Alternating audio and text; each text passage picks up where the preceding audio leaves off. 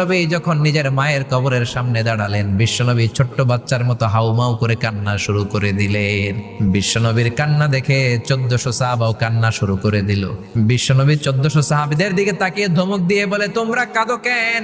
সাহাবারা বলে, নবী আপনাকে আমরা অনেক ভালোবাসি, আপনার চোখ দিয়ে দার দার করে পানি নামতে দেখলে আমরা আমাদের দুটি চোখ আর শুকনা রাখতে পারি না। বিশ্বনবী মায়ের আদর পায় নাই, কিন্তু মায়ের কবরের সামনে দাঁড়িয়ে ছোট্ট বাচ্চার মতো কেঁদেছে। মা বাবা আপনার সবচেয়ে বড় পীর, মা বাবা আপনার সবচেয়ে বড় দামি জিনিস।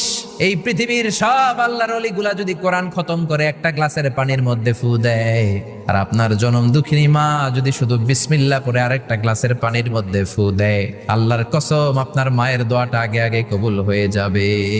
এজন্য আল্লাহ বললেন, প্রথম ফয়সালা আমি আল্লাহর ইবাদত করবা, দ্বিতীয় ফয়সালা মা বাবার সাথে ইহসান করবা। কি করবা? মা বাবার বয়স যখন 60 হয় 70 হয়